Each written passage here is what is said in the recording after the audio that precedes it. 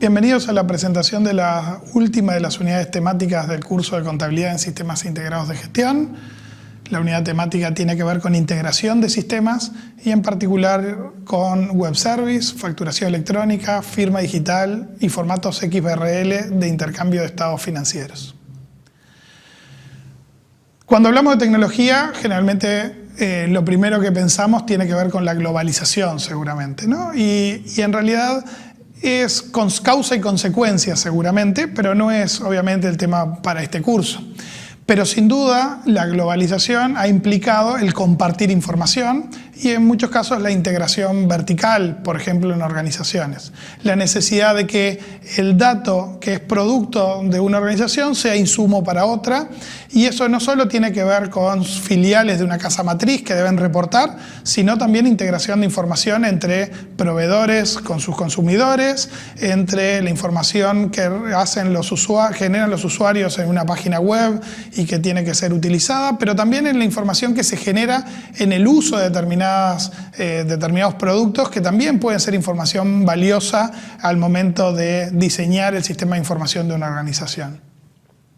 Eso tiene que ver básicamente en que todos los sistemas generan un conjunto de datos que puede ser muy voluminoso. Hoy se habla mucho del concepto de Big Data, que tiene que ver con ese volumen enorme de información que genera nuestra sociedad actualmente, vinculada a productos que tienen un vínculo directo con la tecnología y que por lo tanto generan datos que son almacenados. Y obviamente tiene que ver que ese volumen de datos no puede ser analizado necesariamente por personas,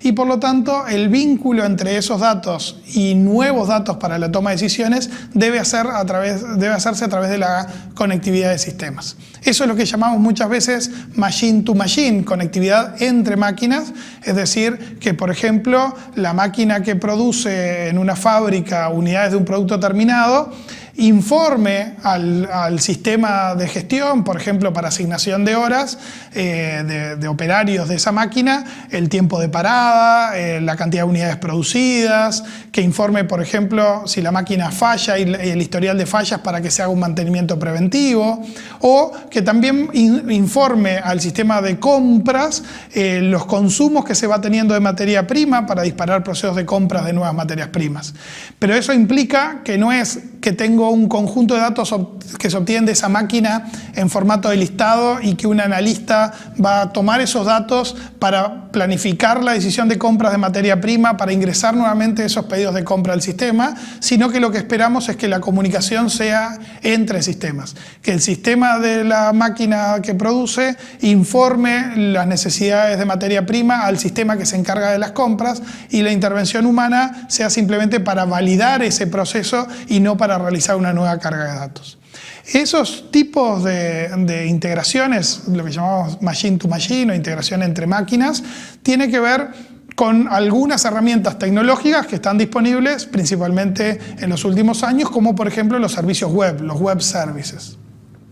Acá lo que estamos hablando es que para esta integración entre máquinas ya no es necesario primero un vínculo físico, es decir, estos dos sistemas pueden estar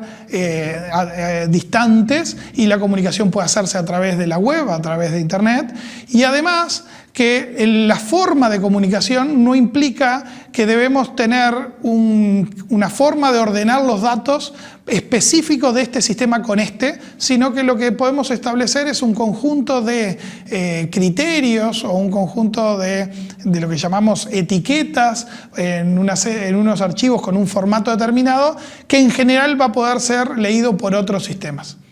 Vamos de vuelta para que quede claro. Cuando yo tengo un sistema, tiene su forma de guardar la información y de generar la información, y en el otro sistema puede tener una forma completamente distinta. En una integración tradicional, cada sistema tiene que entender cómo el otro necesita los datos y entender cómo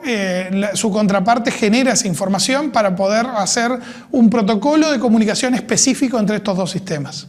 Cuando hablamos de web service, lo que utilizamos son lo que llaman taxonomías, es decir, etiquetas y formatos de archivo que en general lo que requieren es que si se cumple con determinado protocolo, sistemas que no se conocen entre sí y que no saben cómo funcionan el otro, también pueden comunicarse. Un ejemplo claro de esto es la facturación electrónica en Uruguay.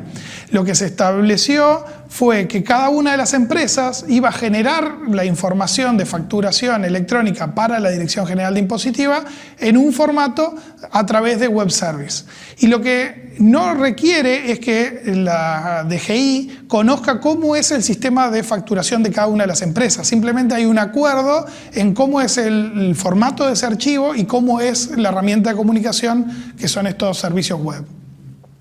La facturación electrónica, como lo veremos en presentaciones más adelante, tiene una forma de generar la información que consume un servicio web para informar cada uno de los documentos generados. Eso implica grandes desafíos también en automatización y en control. E implica que la facturación ya no tiene la discrecionalidad manual que podía tener antes de decir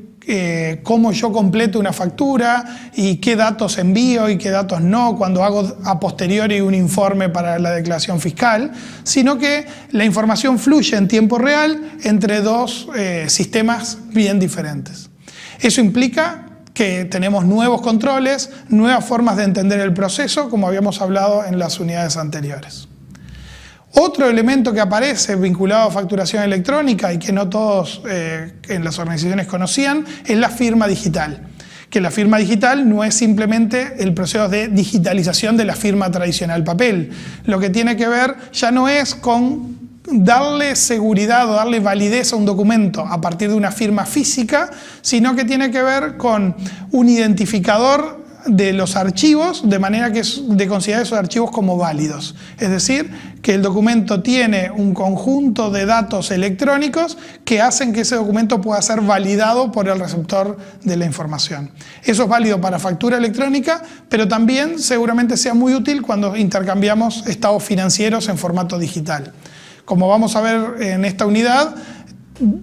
vamos a presentar el concepto de XBRL, que es un formato de intercambio electrónico de estados financieros, de estados contables, y la firma digital va a terminar reemplazando la firma en papel que hacíamos, por ejemplo, en un informe de compilación. Entonces, estos nuevos desafíos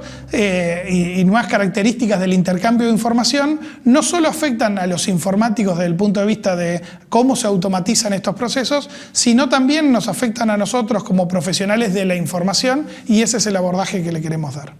Con esta unidad temática vamos a estar completando el programa del curso de Contabilidad en Sistemas Integrados de Gestión y obviamente esperamos que haya sido de utilidad para ustedes.